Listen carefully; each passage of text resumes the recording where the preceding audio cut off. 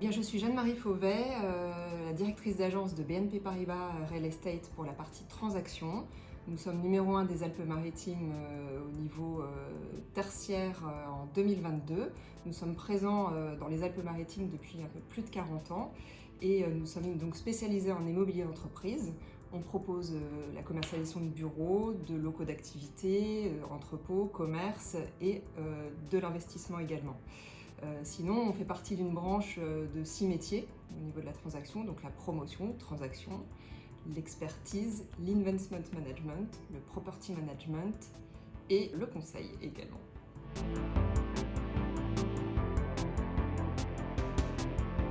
Déjà, on peut dire que le marché s'est jamais aussi bien porté depuis ces 5 dernières années, principalement en région. On est même passé devant l'Île-de-France en termes de volume placé, donc ça c'est un fait marquant depuis 2 ans. Je parle bien évidemment des 5 dernières années, hors 2020 qui était quand même une année particulière. Sinon on peut parler de faits marquants, alors je pense que évidemment en 2020 on a le Covid, donc ça fait partie de ce qui s'est passé chronologiquement. 2022 on a eu la crise énergétique. Donc on va avoir les répercussions et les conséquences qui peuvent arriver en fait plutôt à partir de cette année.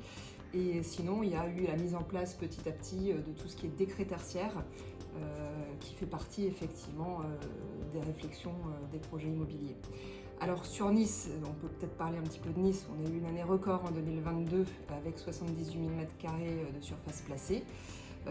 Et on peut également parler d'un taux de vacances assez faible de 3,8%.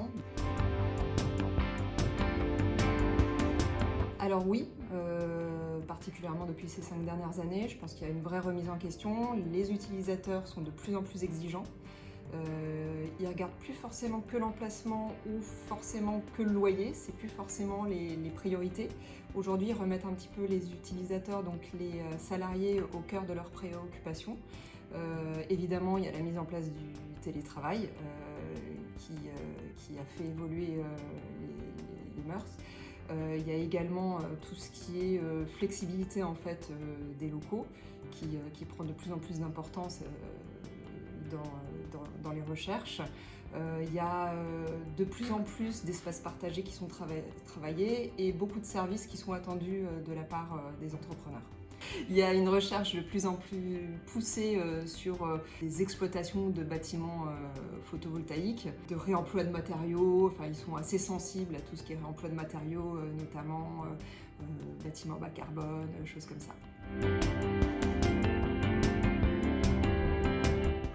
Bon, alors évidemment, d'abord, bien choisir son agent, être bien accompagné, avoir un agent qui a un domaine d'expertise assez pointu, parce que ça permet d'avoir une bonne analyse du marché.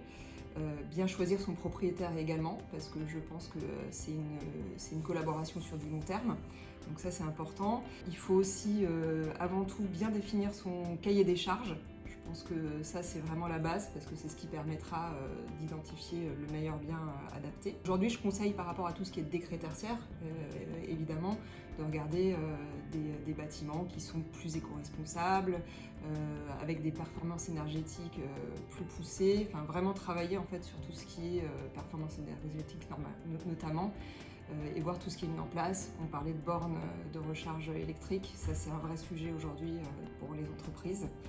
Et peut-être arrêter de penser que le neuf est cher, parce qu'aujourd'hui sur du neuf, on a des coûts qui sont beaucoup plus maîtrisés, avec des garanties décennales, donc pas forcément de débourser des nouveaux coûts. On a des charges beaucoup plus maîtrisées également, on a des leviers de négociation aussi souvent qui sont plus confortables que sur du seconde main, donc voilà, le neuf n'est pas forcément ce qu'il y a de plus cher.